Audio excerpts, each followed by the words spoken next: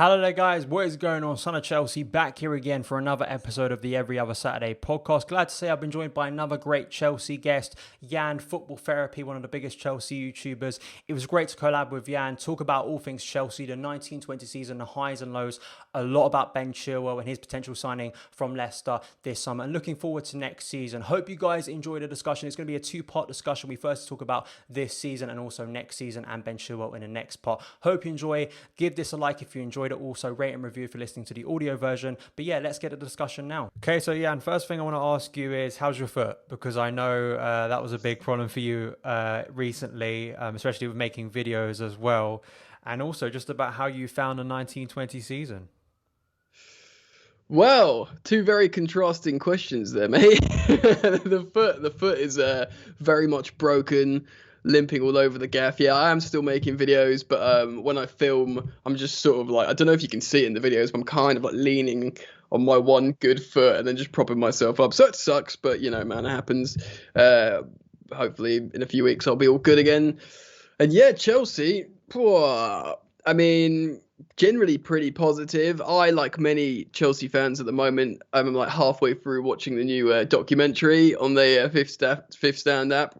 So I'm suddenly fully injected with Frank Lampard and Chelsea hype, which is making me feel really good about the whole Chelsea project. But yeah, it's been exciting, generally successful, and certainly box office, mate. It definitely has. I think the interesting thing as well, similar with me making videos about Chelsea this season, how have you found it emotionally? Because it has been a roller coaster. 1920 was a roller coaster season. I mean, literally there was a period, especially during winter time, where you were literally going from highs to lows almost in a couple day period. You know, how was that as well, making videos and trying to analyze the game? Was that a challenge as well, like emotionally, and also analyzing the games as well? Was that a conflict? Yeah, I think it was a challenge. It's very difficult because football is so like immersive emotionally. It's very difficult to take a step back and look at the context ultimately of what you're talking about and what we're analyzing. So obviously, you know, myself, like I imagine like you as well, you caveat this season where you look at what's expected of us pre-season, and it wasn't very much. Generally, certainly a Frank Lampard and Chelsea's unique position going into this campaign.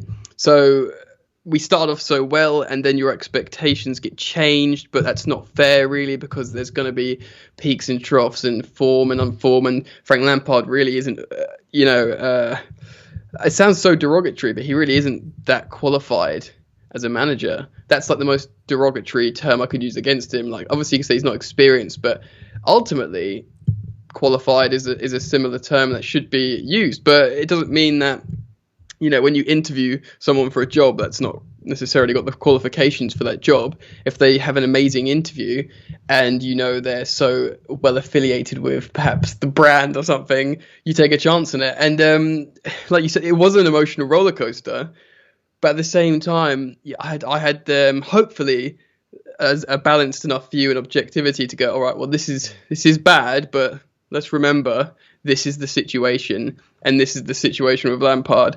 But with many other managers, I think perhaps it would have been a different reaction, a different analysis. But yeah, it was challenging, to go back to your question initially, but really enjoyable, and you know, in hindsight, ultimately successful. So that makes it a lot easier now to talk about it. Of course, sort of that first, I'd say up till March, I guess you could call it almost the first part of the season, because of course then we had the break. It's interesting you're talking about the referencing the Lampard documentary going back all the way to like August, and I feel so long ago now. Like, it's not like usually when you finish a season in May and you go back and you think, oh yeah, that was a long. It feels even longer now because we had that 3-month break. I mean, just looking back at the season, were there any like sort of highs that really stick out in your mind, even going back further than just, of course, Project Restart? Yeah, definitely. So highs being like, I went to a few of the, I went to quite a few games early doors. Just Frank Lampard being manager. I mean, I was having this conversation with my friend. He's a Man United fan, and he's one of these, like, he's a very good friend of mine. I lived with him for a while, but he's one of these sort of generic United fans that are like so bitter. You know, Frank Lampard was nominated for manager of the season, and even like a lot of Chelsea fans would be like, yeah, he's done well, but maybe that's a bit too generous, whatever. He's one of those people that sort of almost despises the media narrative of like Frank Lampard. And I said to him, like, you have to understand. You have to understand. This is not like Solskjaer, a great ex-player coming in. This is Chelsea's greatest ever player. What he represents for Chelsea's ascendancy into becoming a European elite club.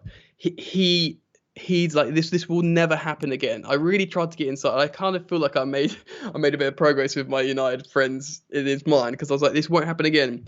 The only way this could happen again is if Mason Mount scores 300 goals for Chelsea, he wins 3, Champions League titles with Chelsea, and then manages at 40. But even then, it won't be the same, because Frank did it first, and Frank was part of that revolution at Chelsea. So this will never happen again. It's a romantic, it's a media thing, it's Hollywood, it's box office.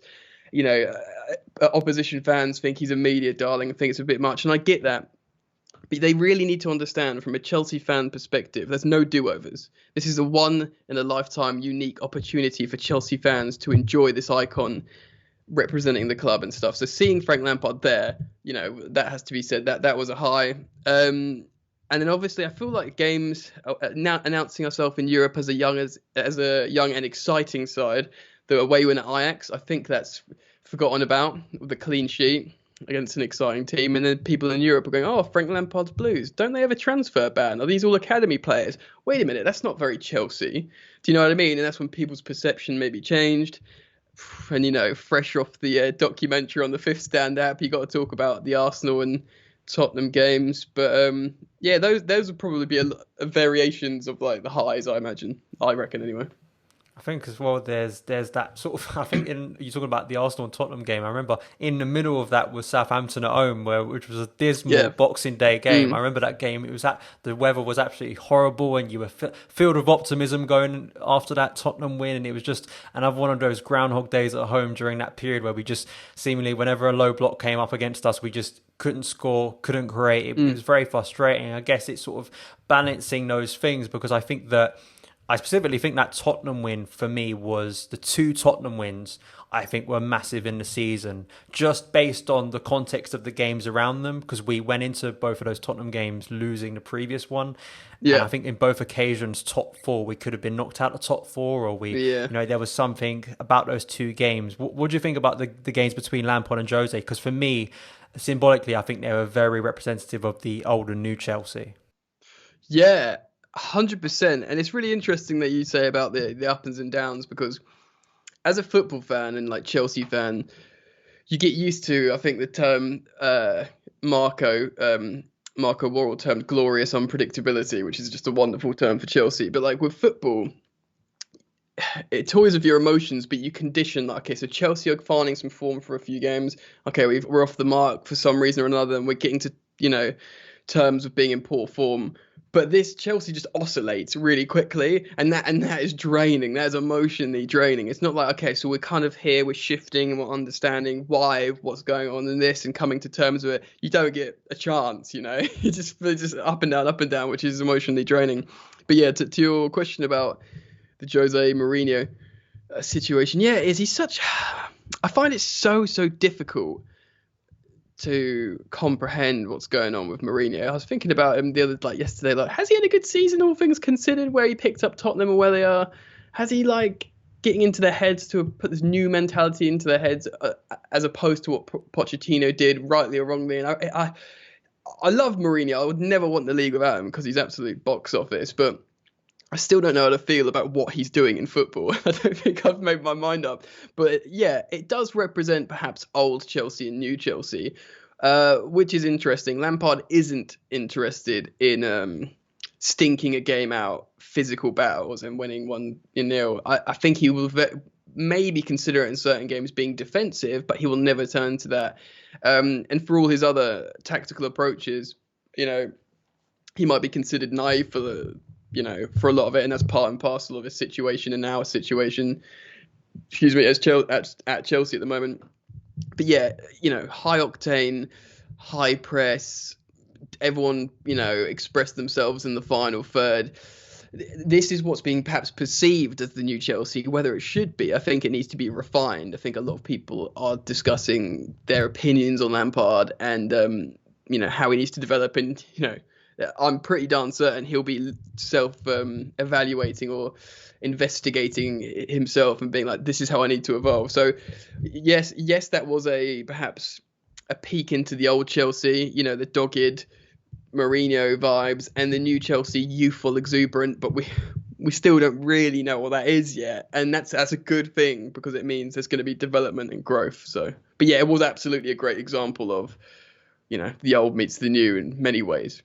I think there was a lot of results like that, as you've mentioned, the Ajax win. I think defensively and just all round, I think that was an impressive performance. Of course, the one at home probably better summarised the season, to be honest, as an absolute mental game. It probably had everything in one game in terms of to sort of define what Chelsea were this year. I think, the Man United game in the semi-final, I think, I sort of get frustrated when I heard about sort of the 3-4-3 and people referring to it as, Conte's formation. If you like, it's completely, to me, it's like, it's the formation, and Marcos Alonso as a wing back, but I think there's still a lot in that performance, sort of the feeling or the philosophy behind that performance for me, as you've said, is very much more progressive style of play. It's not so much on counter-attacking.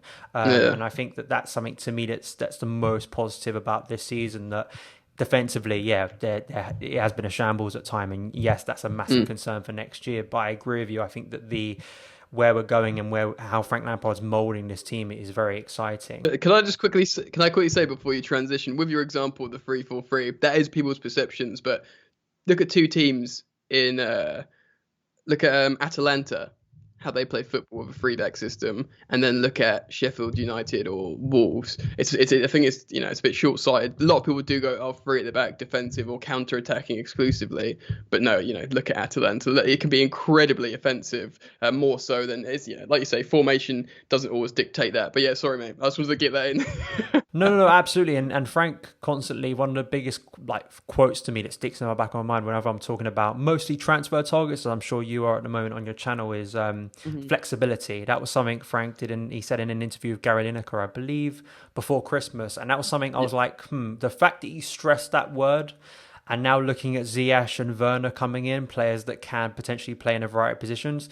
Declan Rice is another one. I think that's something that sticks in the back of my mind, and the fact that Frank, even though probably I'd say wants to maybe play a 4-3-3 or some sort of 4-back system, I think that he definitely looks at flexibility and looks at players that can rotate, and especially in attacking areas. I think that's something 100%.